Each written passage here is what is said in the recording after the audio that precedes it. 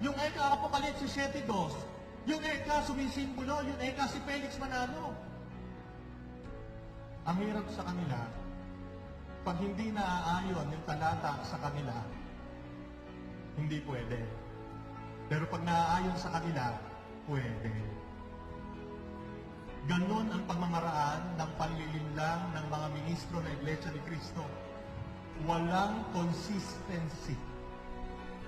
Kapag sinabi ni Felix Manalo, una, sinabi niya, ang Biblia self-sufficient. Pagbasa mo pa lang, nandiyan yung katotohanan. Bakit ini-interpret mo?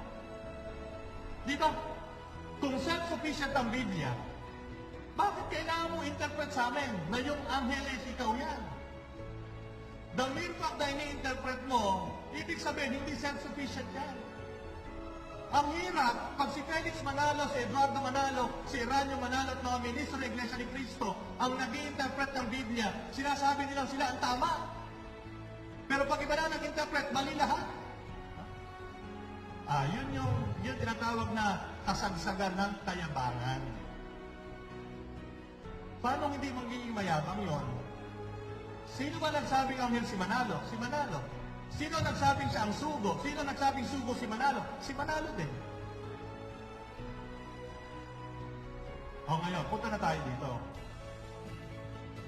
Kapag ba hindi nakasulat ang Iglesia Katolika Apostolika Romana dito sa Biblia, hindi sila yung tinutukoy sa Roma 16:16.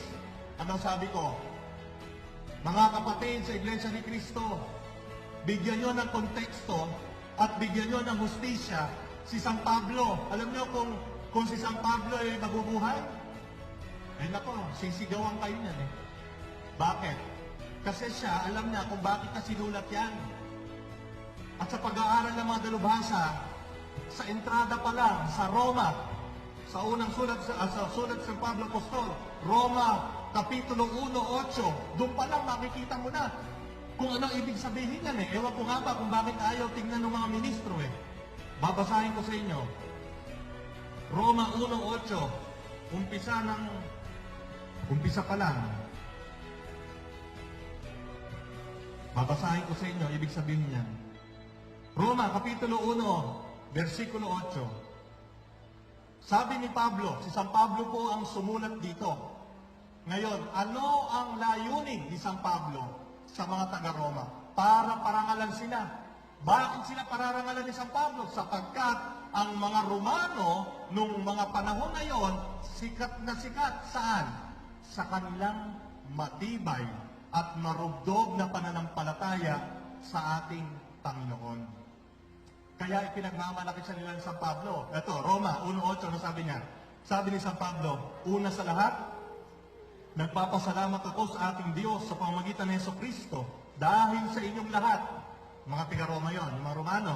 Nagpapasalamat siya sa Diyos sa pamamagitan ng Jesucristo dahil sa inyong lahat, sapagkat ang inyong pananampalataya ay balitang-balita sa buong daigdig.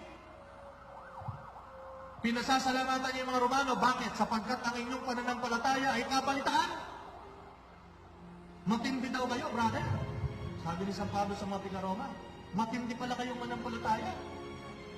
Ano? Yan ang konteksto.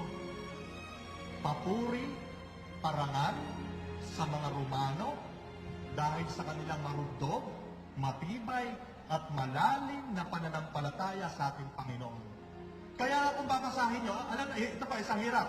Yung mga ministro nandito, sabihin nyo kung mali ako. Ito, sinabi sa akin ng tiyahin ko na Iglesia ni Cristo at yung mga pinsang buo ko na Iglesia ni Cristo. Bawal silang magbasa ng Biblia. Kung ano lang ang itinuturo, pag nagpupunta sila doon sa kapilya, yun lang ang dapat nilang paniniwalaan. Tapos sasabihin sa akin ng kaibigan ko, si Israel, maging mapanuri. Paano ka magiging mapanuri? Kung ano na ibigay sa'yo, lulunukin mo. Katulad nito, kapag pinasa mo ang sulat sa Pablo Apostol sa mga taga-Roma, magmula umpisa hanggang huli, makikita mo na itong Roma 16:16 hindi pinatutungkulan sa Iglesia ni Cristo na tinatag noong 1940 ni Manalo. Dahil ang konteksto ni San Pablo Apostol sa Roma 16:16, basahin natin. Ilaw. Nasaan ba yung tarel ko? Roma 16:16, sabi ni San Pablo, bago ito bago yung Roma 16:16, sa umpisa pa lang, binati na ni San Pablo yung mga tagapaglingkod, manggagawa sa pagpapalaganap ng salita ng Diyos. At sa bandang huli, sabi niya, magbatian kayo bilang magkakapatid na nagmamahalan. Binabati kayo ng lahat ng mga iglesia ni Kristo. Ng lahat ng mga iglesia ni Kristo. Tanong, Father, kung hindi po yan yung iglesia ni Kristo 1914 na tinatag ni Manalo, sino po yung iglesia ni Kristo na yan? Balikan po natin yung tatlong pamantayan. Sino nagsulat? Ano ang layunin na nagsulat? At ano ang sitwasyon nung yung sinusulat yon? Alam niyo po, yung unang mga tagasunod ni Kristo, mga Hudyo, kaya nga kung babasahin niyo ang gawa ng mga apostol, nakikita niyo, wala na si Kristo, pumupunta pa rin sila sa sinagoga. Pumupunta pa rin sila sa templo. Mga Hudyo yan eh. Mga Hudyo yan eh. Bakit ngayon sila tinawag na Iglesia ni Kristo? Kasi, kinik out sila. Kinik out ng mga Pariseo. Kasi sabi niya, kung talagang Hudyo ka, hindi ka susunod kay Kristo. Pumupunta kayo din sa templo namin. Nakikibasa kayo ng salita ng Diyos.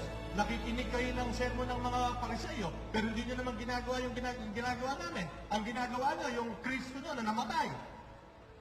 Lumayas kayo. Yun. Kinik out ang mga Hudyo na Kristiyano nung panahon na yon. Kaya si San Pablo, sa lahat ng kanyang mga sulat, lalo na sa mga taga-Roma, ginamit niya Iglesia ni Kristo para bigyang diin na, hoy, hindi na kayo Hudyo, Although Hudyo kayo, pero hindi na kayo Hudyo. Hindi na yan ang reliyon nyo. Sumusunod na tayo kay Kristo. Iglesia ni Kristo na tayo. Ano? Ngayon, sila ba yung INC 1914? Hindi. Bakit? Sige nga, kung may mga ministro pang nandito, ipakita niyo sa akin ang koneksyon ng Iglesia ni Kristo dito sa Pilipinas sa Iglesia ni Kristo sa Roma. Ito, Roma 16:16. Mga Iglesia ni Kristo ito sa Roma. Sasabihin ng mga yan, kasi ito ang sinasabi sa akin ng aking mga tsahin Aba, hindi na eka maipapakita. Bakit? Kasi nga eka, tumalikod na. Ano ka ibig sabihin ito? Nalipol na lahat. Imagine niyo, nalipol daw yung tunay na iglesia. Yung lahat ng miyembro ng tunay na iglesia, nalipol. Kaya hindi na makikita yung koneksyon ng Iglesia ni Cristo 1914 sa Iglesia ni Cristo sa Roma 16:16 dahil nalipol Sino natira? Si Felix Manalo. Tayo. Ito. Tayo. Roma 16:16. Isinulat. Yan ba sinulat ito? Dali lang. Alam nyo, napakadaling malaman kung sino nagsisinungaling ngayon lalo sa mga sekta. Punta ka lang kay Google. Masarap si Google Teka Alam mo si Google palagay ko darating ang araw magkakaroon ng iglesia ni Google. Mahusay Okay. Yung sulat ni San Pablo Apostol sa mga taga-Roma ay isinulat noong taong 56 AD. Ano? 56 AD. Ang nakakatawa niyan, itong mga iglesia ni Kristo na ito sa Roma, noong 56 AD, matutuntun mo hanggang ngayon. Walang pati. Hindi nalipon. Nagpapatuloy. At tandaan nyo, punta rin kayo sa iglesia ni Google. Tingnan nyo yung mga apostol, isa-isahin nyo kung nasaan sila ngayon. Lahat ng simbahan, lahat ng iglesia, lahat ng komunidad na itinayo ng mga apostol nung sila'y nabubuhay pa, hanggang ngayon, nakatayo pa rin. Sulat ni Apostol San Pablo sa mga taga-Efeso, pumunta kayo sa Turkey. Ang Ephesus po nasa Turkey. Naandun pa rin, nakatayo. Sulat ni San Pablo Apostol sa mga taga-Thessalonica, nasa Greece. Pumunta kayo sa Greece. Naandun pa rin, nakatayo. Ano yon? Simbahang Katoliko. Tanong, komo ba nakapangalan sa Iglesia ni Cristo 1914, Roma 16:6, sila na original? Hindi. Sabi nga ni Brother Paras ng Catholic Faith Defenders, Levi's, ewan ko na pala niya, ha? Yung Levi's na nasa Robinson at Levi's na nasa bangketa, parehas na Levi's ang pangalan. Pero original ba yung nasa bangketa? Yung 5350? Sino original? Nasa Robinson. So, ibig sabihin mga kapatid, hindi ko ang pangalan ng INC 1914, Iglesia ni Cristo, sila na yan. Una-una, hindi nga nila masabi kung saan sila nagmula eh. Kumbinsido sila na si Felix Manalo Anghel. Ayan ang pinakita ko sa inyo. Ang anghel na tinutukoy sa Apokalipsis, sa pahayag, sa pagbubunyag, ay hindi si Felix Manalo, si Kristo. Sa nasusulat, basahin mo kasi yung buong Apokalipsis. Hindi ka chap-chap boy.